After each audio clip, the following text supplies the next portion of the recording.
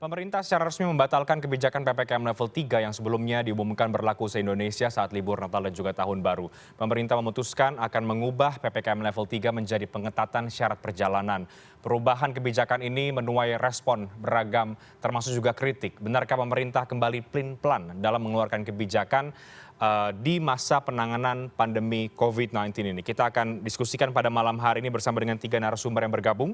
Ada Pak Alexander Kaginting, Kepala Bidang Penanganan Kesehatan Satgas COVID-19. Ada Pak Imade Damriasa, Koordinator Kelompok Ahli Pembangunan Provinsi Bali. Dan Pak Trubus Radiansyah, Analis Kebijakan Publik Universitas Trisakti. Selamat malam Bapak-Bapak. Selamat malam. Ya. Kita juga masih menunggu bergabungnya Pak Trubus, jadi saya akan lanjutkan dengan Pak Alex dan juga Pak Damriasa terlebih dahulu. Saya akan ke Pak Alex. Pak Alex, alasan pembatalan sudah dijelaskan oleh pemerintah, oleh Pak Luhut. Salah satunya adalah karena antibodi masyarakat dianggap sudah cukup begitu ya, sehingga tidak perlu kemudian mengeluarkan kebijakan PPKM level 3 di musim Natal dan juga Tahun Baru. Dari Satgas melihat pembatalan kebijakan ini bagaimana Pak Alex? Karena muncul kekhawatiran bahwa jika dibatalkan dan sudah dibatalkan, ini justru bisa menjadi pintu masuk pelonggaran yang nantinya justru membuat penyebaran COVID-19 dikhawatirkan meningkat. Seperti apa Pak Alex? Ya, jadi kita harus lihat konteksnya. Kita harus lihat konteks bagaimana pembatalan itu bisa terjadi. Jadi bahwa kita sekarang masih dalam situasi pandemi dan kemudian kita berada di dalam PPKM, ada yang level 1, ada yang level 2 di seluruh kabupaten kota. Dan tentu ini prestasi yang luar biasa di mana kita berhasil menurunkan kasus konfirmasi sebesar 99,60% dibandingkan tanggal 15 Juli, di mana di situ kasus konfirmasi harian 56.000 lebih. Dan kemudian juga kita harus lihat bahwa kasus aktif 5 Desember itu 7.526. Itu kalau kita bandingkan tanggal 24 Juli, yang jumlahnya 575.000, itu sudah turun 98%. Jadi artinya ini ada prestasi di mana kita sudah bisa melakukan pengendalian, pengawasan, dan penanggulangan. Tetapi ini masih rentan kalau misalnya tidak ada pengawasan dan pengendalian terhadap seluruh mobilitas masyarakat.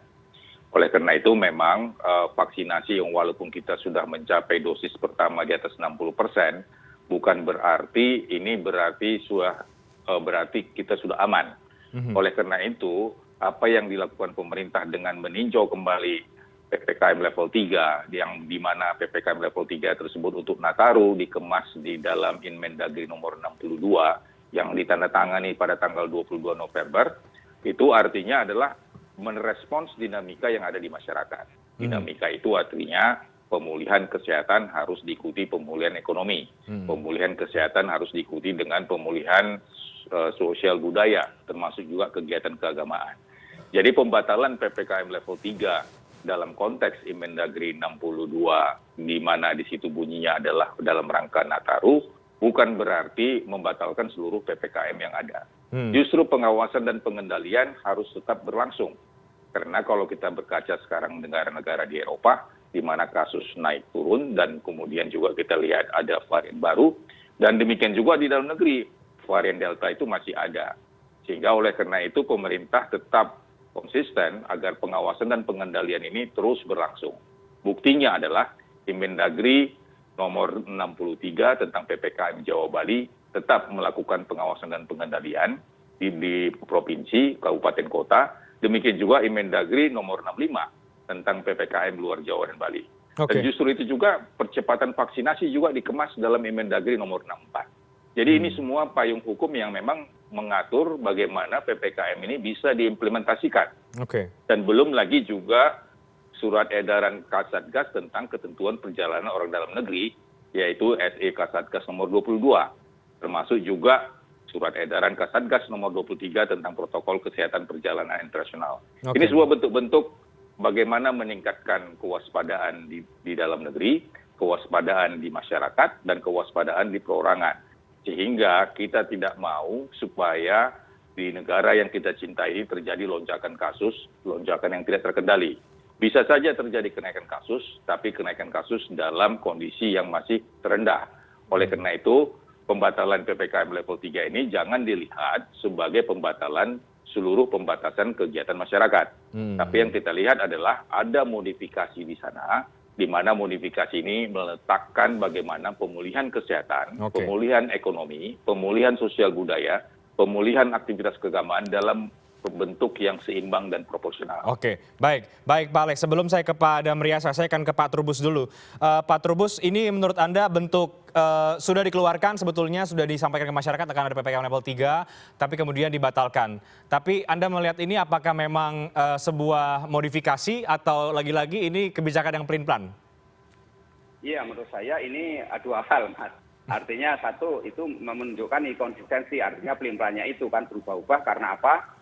Karena ini minimnya koordinasi gitu. Jadi minim koordinasi itu kemudian menyebabkan perubahan-perubahan itu. Itu yang pertama. Yang kedua bahwa memang ini juga bisa dilihat bahwa upaya pemerintah untuk secara modifikasi lah istilahnya, ada istilahnya itu policy adjustment yang dilakukan gitu. Sehingga melihat bahwa pandemi COVID ini akan dilihat secara positif. Tetapi menurut saya ini justru dampaknya adalah membingungkan publik karena publik kemudian merasa bereforia dan merasa aman dengan kondisi yang ada sehingga potensi penularan sangat tinggi. Menurut saya itu, Mas. Yang ketiga menurut saya dalam hal ini justru sebenarnya dengan level 3 itu menurut saya lebih mudah untuk diawasi atau untuk dikendalikan. Tetapi kalau sekarang dikembalikan pada posisi masing-masing daerah sesuai levelnya, maka justru yang terjadi beban pemerintah daerah dengan keterbatasan yang ada, terbatas soal sumber daya, terbatas soal infrastruktur, terbatas soal anggaran misalnya, dan termasuk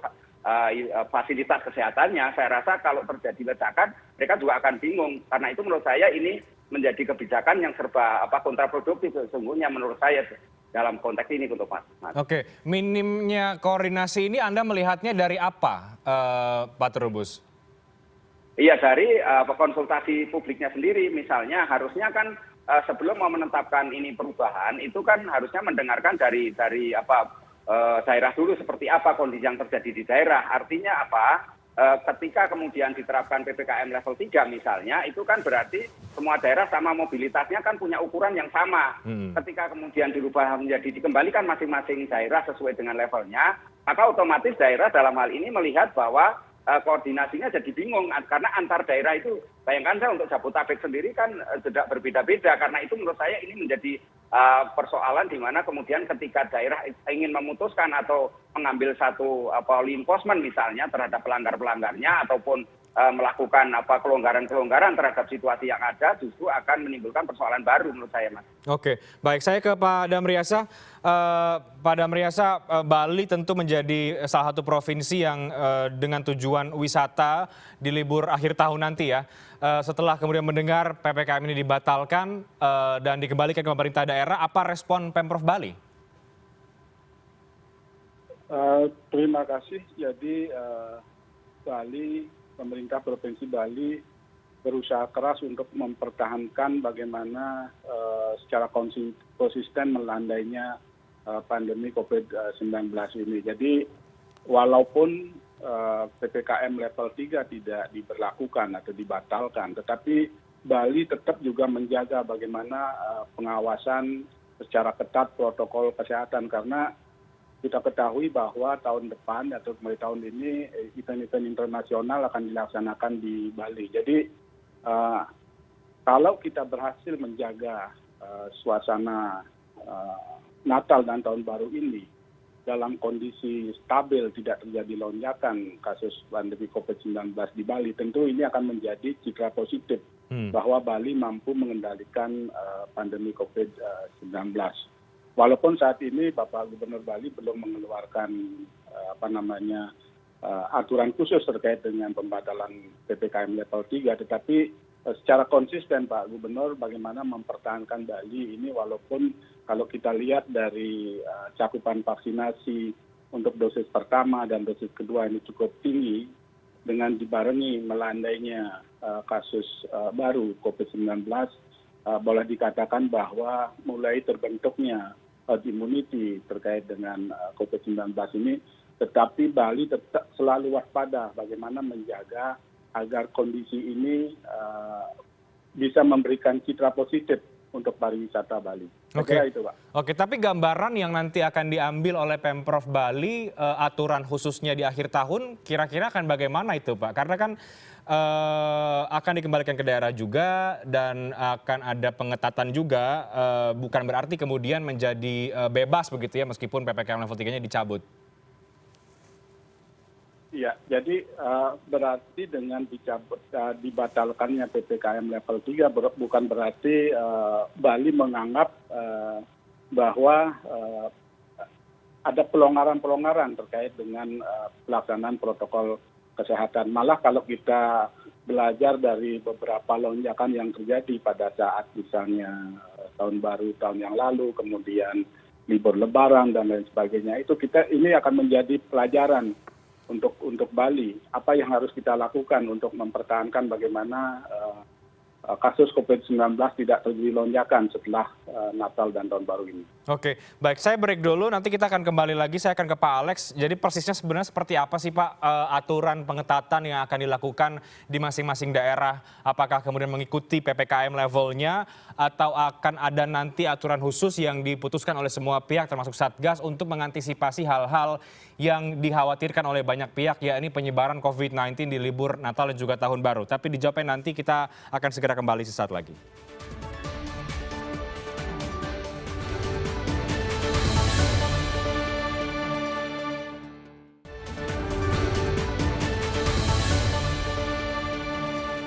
Baik, saya akan lanjutkan. Saya langsung ke Pak Alex. Pak Alex, tadi Anda mengatakan pembatalan ini bukan berarti kemudian membatalkan PPKM yang ada. Tapi pembatalan ini juga dikritik oleh banyak pihak, Pak. Karena ini menunjukkan disebut pelin-pelan, dan tadi juga Pak Trubus juga menekankan ini justru menunjukkan minim koordinasi antar lembaga. Apa tanggapan Pak Alex kalau kemudian dianggap kebijakan ini yang diambil oleh pemerintah justru menunjukkan pelin-pelan lagi-lagi? Ya, sebenarnya yang pelin-pelan itu bukan instrumennya, tapi virusnya sendiri memang yang tidak konsisten. Karena virusnya kan bermutasi, berevolusi. Oke. Karakteristiknya juga terus berbeda. Tapi yang jelas bahwa PPKM itu tidak semua harus gugur. Jadi PPKM itu tetap berjalan sesuai dengan instruksi Mendagri 63 2021 tentang PPKM Jawa Bali dan Mendagri nomor 65 2021 tentang PPKM luar Jawa Bali. Di situ jelas apa yang sudah ditentukan dan apa yang diatur dan apa yang diperintahkan kepada gubernur, bupati, wali kota, dan termasuk menyiapkan seluruh satgas di tempat-tempat di mana ada pelayanan publik, termasuk di mal, termasuk di destinasi wisata, dan termasuk juga di terminal, di stasiun, supaya ada satgas untuk mengatur, mengawasi, dan mengendalikan mobilisasi massa. Yang berikut juga adalah bahwa kita mempunyai surat edaran dari Kasatgas COVID-19 tentang perjalanan luar negeri dan perjalanan dalam negeri. Sebagai contoh, misalnya syarat perjalanan jarak jauh yang menggunakan alat transportasi umum wajib 2 kali vaksin, antigen 1 kali 24 jam. Tapi untuk anak-anak, karena dia belum vaksin, maka diberikan PCR 3 kali 24 jam.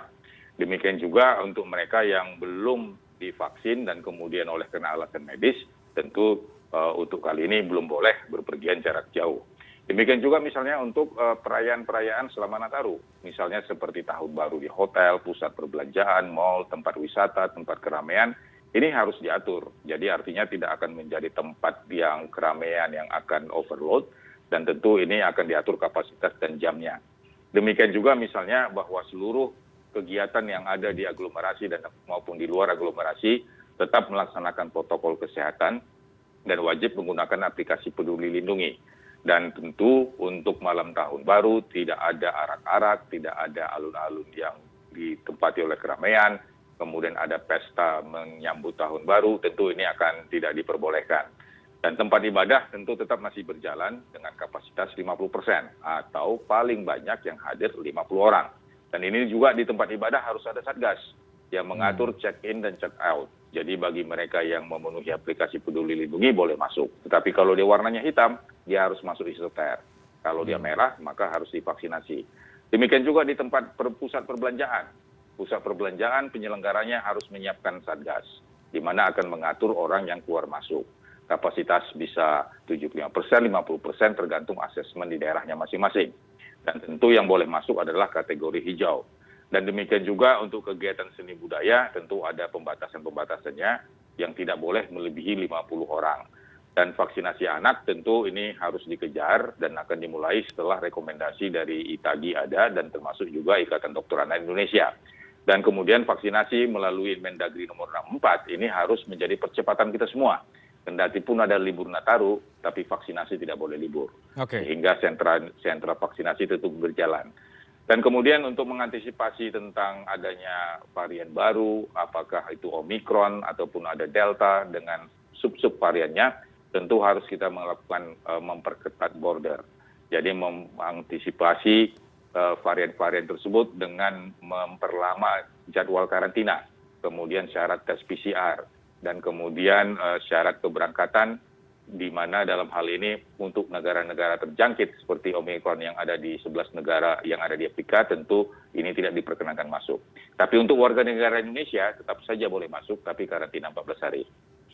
Jadi aturan-aturan ini tetap berjalan. Jadi secara substansi pengawasan dan pengendalian tetap ada. Jadi artinya PPKM ini tetap menjadi bagian instrumen untuk melakukan pengawasan dan pengendalian mobilitas.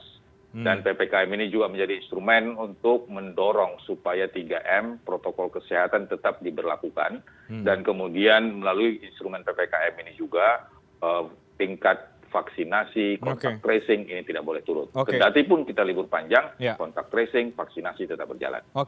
Baik, saya ke Pak Damriasa. Pak Damriasa, kalau kita melihat beberapa pernyataan dari GUP dan juga Wagub Bali ya, misalnya Co Aceh mengatakan bahwa ketika PPKM level 3 ini dibatalkan, justru ada sambutan positif begitu, berterima kasih karena kemudian kondisi yang ada saat ini kriteria sudah jelas. Artinya PPKM ini dibatalkan memang disambut cukup positif, cukup baik oleh Pemprov Bali. Pertimbangannya apa kira-kira, Pak Damriasa?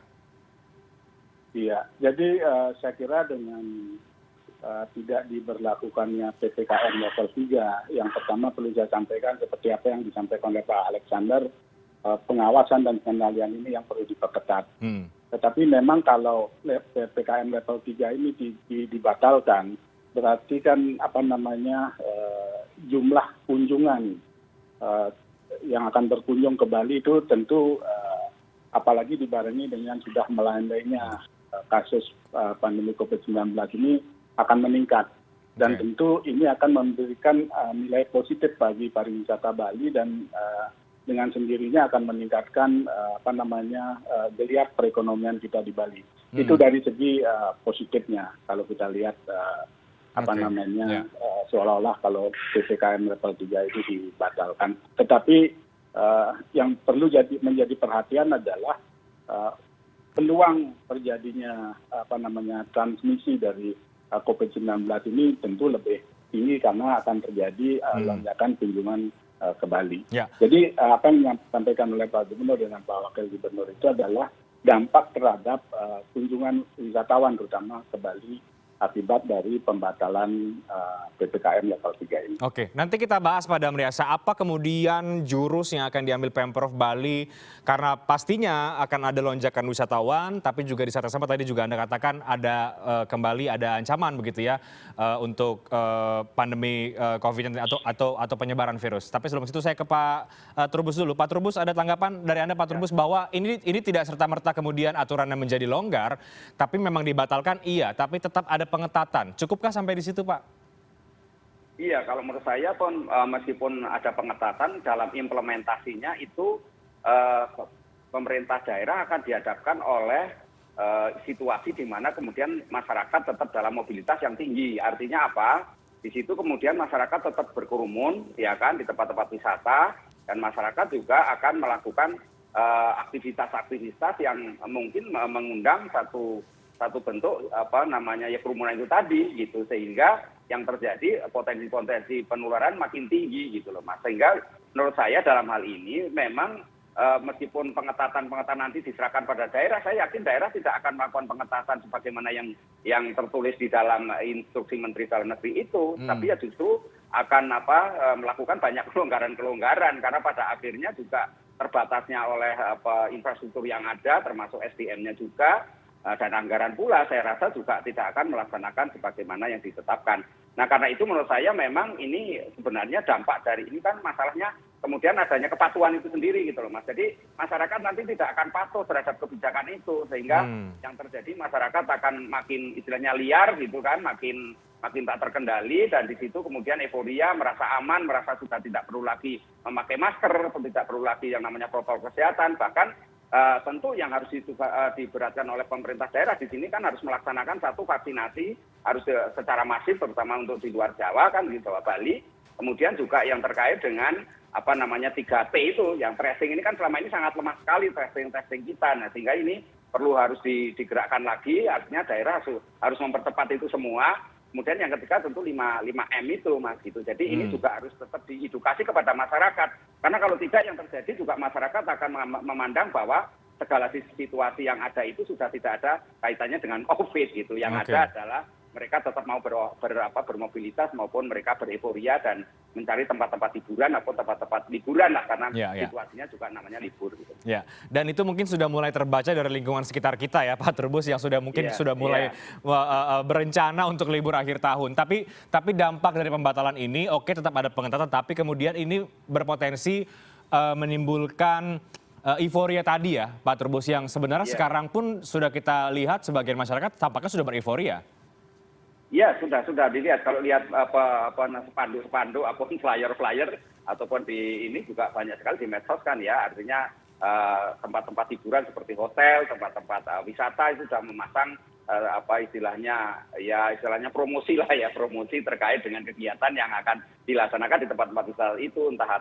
Meskipun kita ada larangan, misalnya ada kebijakan untuk tidak mengundang kerumunan, misalnya ada dangdutan ataupun musik-musik ataupun apa, tetapi dalam prakteknya nanti akan tetap terjadi pelanggaran seperti itu Mas, dan mungkin pemerintah daerah juga akan melihatnya secara pengawasan saja, dalam arti tidak akan melakukan pembubaran ataupun apa juga enggak gitu Mas, karena lebih melihat ini adi mumpung juga, dalam arti bahwa mumpung terjadi liburan, di mana kemudian tempat-tempat hiburan ini kan mengais rezeki di situ. Di satu sisi juga masyarakat banyak yang mengais rezeki di saat libur Nataru ini Mas, menurut saya, dan UMKM juga bisa berjalan dengan sendirinya, karena persoalannya ini kan jadi persoalan ekonominya yang lebih diutamakan Mas, daripada persoalan public health-nya, menurut saya itu Mas. Oke, saya ke Pak Alex sebelum kita break juga nanti. Pak Alex, banyak yang membaca Pak bahwa pembatalan ini dianggap sebagai pemerintah percaya diri lah begitu dengan capaian vaksin, antibodi masyarakat, sehingga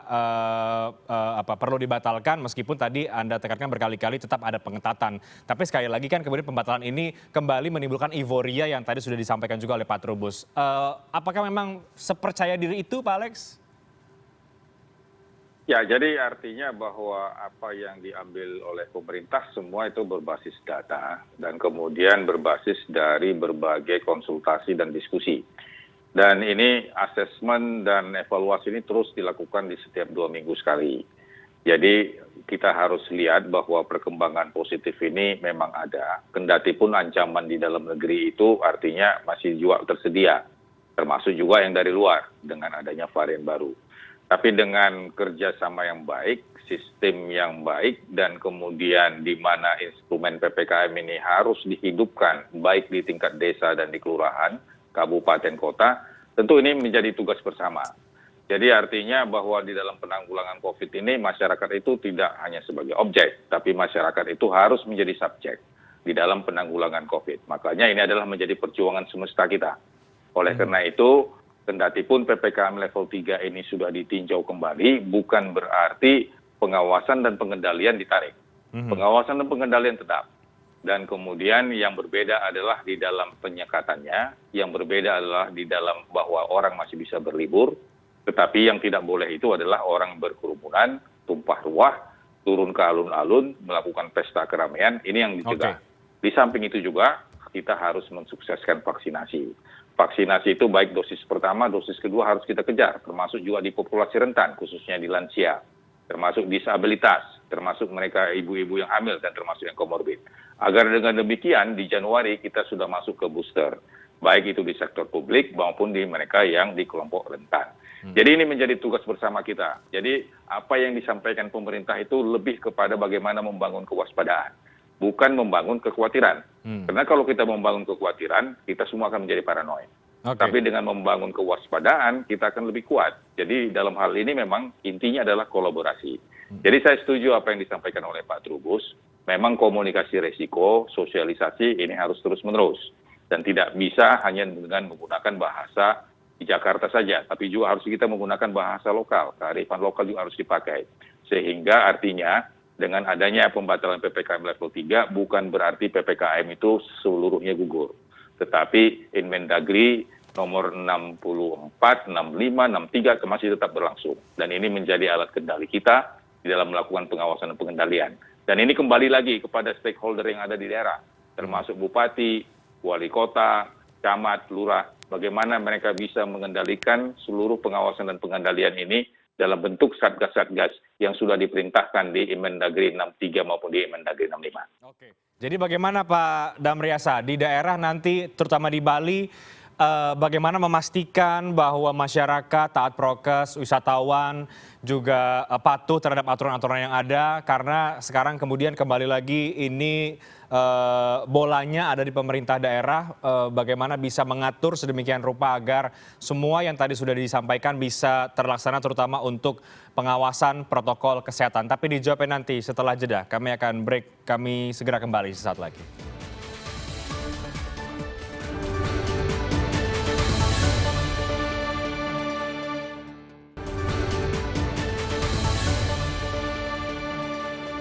Oke, sekarang kita membahas di segmen terakhir bagaimana kemudian agar setelah PPKM level 3 dicabut tapi prokes tetap jalan dan terimplementasi dengan baik. Itu yang sekarang menjadi penting untuk kita diskusikan bersama-sama karena aturannya bagaimanapun sudah dibatalkan.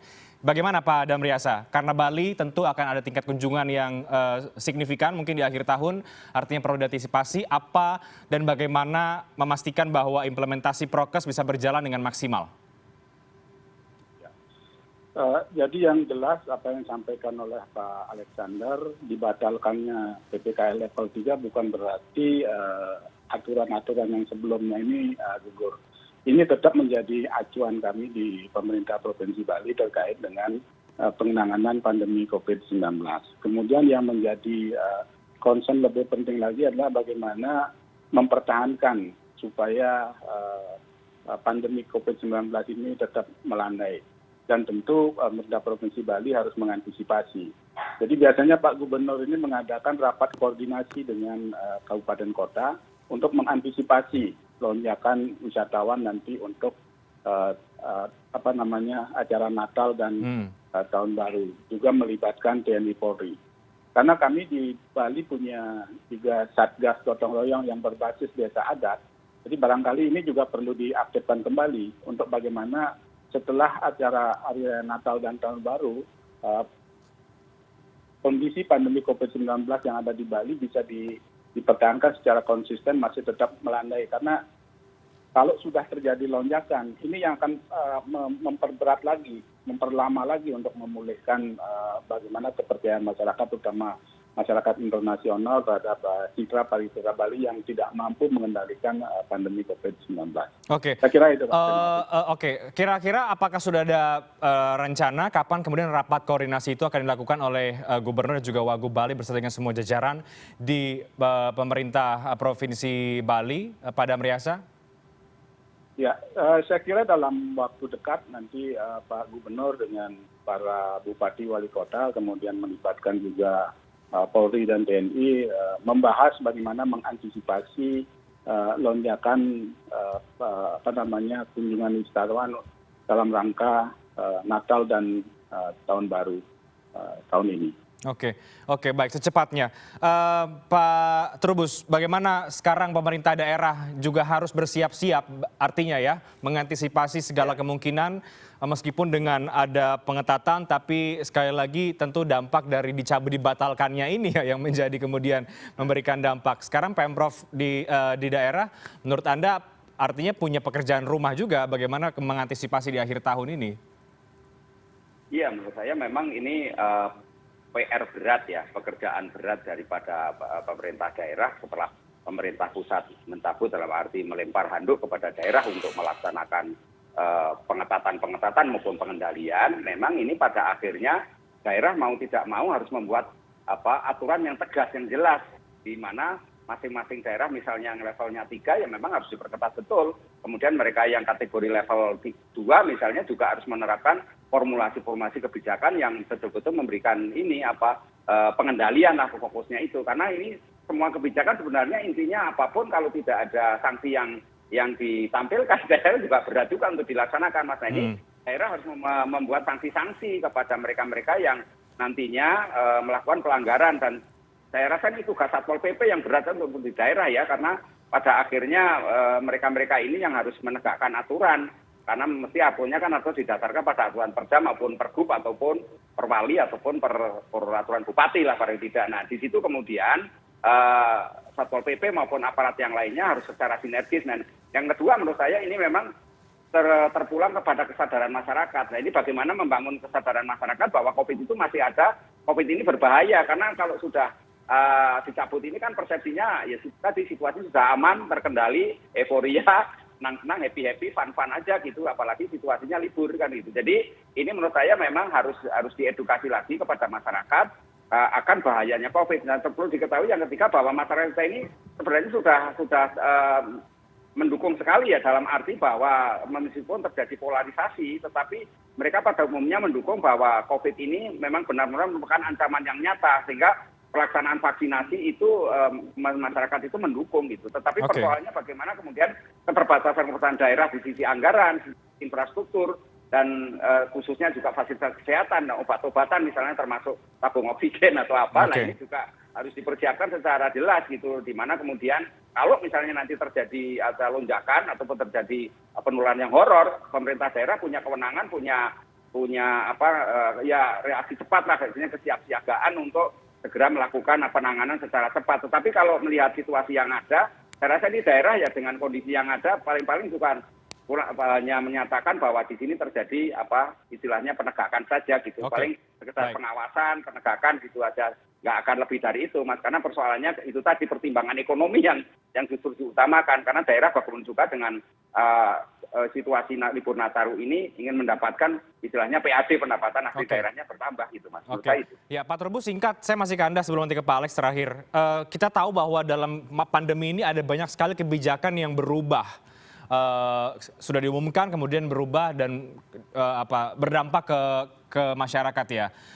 Anda melihat ini sekali lagi apakah memang wajar ya, karena virusnya yang pelin-pelan, kalau katanya Pak Alex bukan kebijakan yang pelin-pelan, virusnya pelin-pelan sehingga kebijakannya juga harus termodifikasi, atau memang ini pelajaran bagi pemerintah bahwa sebelum mengeluarkan pernyataan kebijakan atau apapun itu lebih baik memantapkan dulu, melakukan koordinasi dulu, atau bagaimana?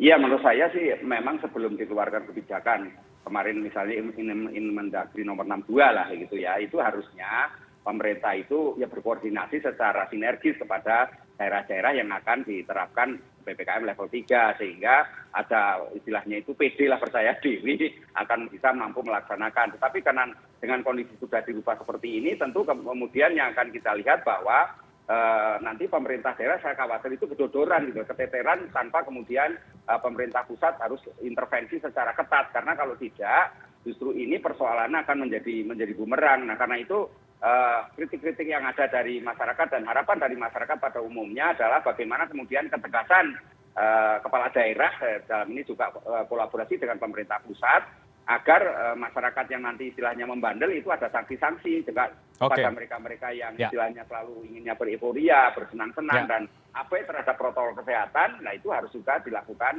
penegakan di situ, menurut saya diberikan sanksi. Nah tetapi di satu sisi yang masalah 3T-nya juga harus jelas gitu. Oke, baik. Terakhir ke Pak Alex, sekali lagi karena sudah keluar kebijakannya, keputusannya, sekarang bagaimana sosialisasi itu harus disampaikan terus-menerus ke masyarakat. Sekali lagi Pak Alex mungkin mewakili Satgas, apa yang ingin Anda imbau ke masyarakat di akhir tahun nanti agar tidak terjadi penyebaran COVID-19? Ya, jadi yang harus kita sampaikan ke masyarakat bahwa memang ada pelonggaran di dalam pemulihan kesehatan yang diikuti pemulihan ekonomi dan pemulihan budaya dan lainnya. Tetapi pemulihan ini harus memang kita lihat dalam konteks yang bertanggung jawab. Artinya memang bagaimana masyarakat tetap menyadari dengan kewaspadaan yang tinggi, maka dia tetap harus menerapkan kepatuhan terhadap protokol kesehatan yang tinggi juga. Jadi ini salah satu kunci. Jadi tanpa kita mematuhi protokol kesehatan yang tinggi, ini akan berakibat sebagaimana yang terjadi di Eropa. Vaksinasinya baik, infrastrukturnya baik, terjadi lonjakan kasus. Oleh karena itu, belajar dari pengalaman negara-negara yang maju, tentu ini kita harus juga punya model dan sistem tersendiri. Melalui instrumen PPKM yang ada, tentu kita bisa menjaga agar kita tidak masuk lagi ke lonjakan yang akan datang, dengan tetap menerapkan protokol kesehatan dengan kepatuhan di atas 95%, kemudian kita tetap melakukan kontak tracing, melaksanakan 3T, 3M, dan kemudian mensukseskan vaksinasi. Oke, baik. Mudah-mudahan masyarakat bisa mencerna dengan baik kita semua bahwa PPKM level 3 akhir tahun dibatalkan bukan berarti ada kebebasan dan juga kita bisa euforia, tapi tetap ada pengetatan. Dan kita berharap sekali lagi pengetatan itu kemudian diawasi dengan baik agar tidak terjadi hal-hal yang tidak diinginkan, terutama penyebaran COVID-19. Terima kasih banyak Bapak-Bapak, Pak Alex, Pak Trubus, dan juga Pak Damriasa sudah bergabung bersama dengan kami pada malam hari ini. Selamat malam, sehat selalu. Selamat malam. Kami akan segera kembali sesaat lagi, tetap di CNN Indonesia Newscast.